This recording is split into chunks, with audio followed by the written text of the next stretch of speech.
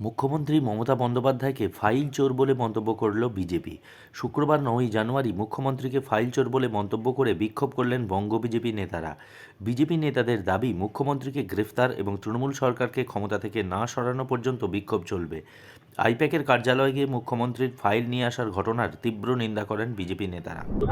File चोर ममता जेलों में से जनता उनको अरेस्ट करना चाहिए। उसका जो सांगठनिक जो पोस्ट है उसको अपमान किया है, उसको अरेस्ट करना चाहिए ममता बनर्जी को। বিক্ষোভের পাশাপাশি সমগ্র বিষয়টি নিয়ে রাজ্যপালের সঙ্গে সাক্ষাৎ করে বিজেপির প্রতিনিধি দল। রাজ্যপাল তাঁদের বিষয়টি নিয়ে ভাবনা চিন্তার আশ্বাস দিয়েছেন বলে দাবি করেছেন বিজেপি নেতারা। মুখ্যমন্ত্রীর কার্যকলাপে ইডির তদন্তে বাধাপ্রাপ্ত হয়েছে বলে দাবি বিজেপি নেতৃত্বের।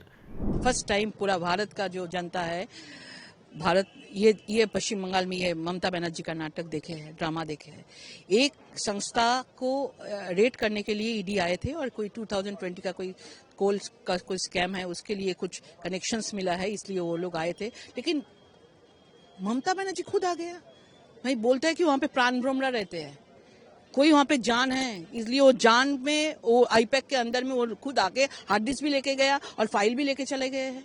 और उसके साथ साथ अपना पुलिस लोगों को भी चोरी करने का लिए प्रेशर दिया, उसको भी लेके गया, शामिल कर दिया है।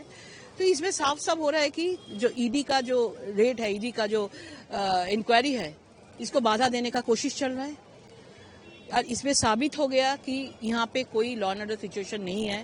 ममता बनर्जी एक शपथ लेके मुख्यमंत्री हुआ था, लेकिन शपथ को तोड़े है, संविधान को तोड़े है। कोई राज्य का आपने मुख्यमंत्री को देखा ऐसे करके पूरा कैसा हिम्मत होता है कि इसको लेके जा रहे हैं।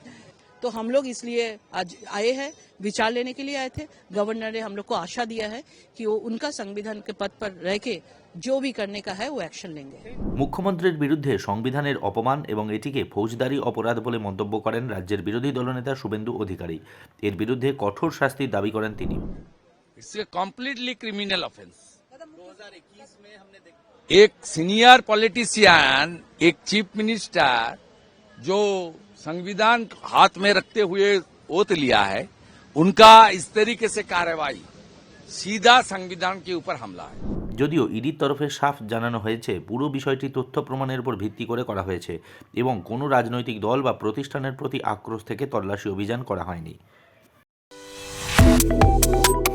Subscribe to One India and never miss an update. Download the One India app now.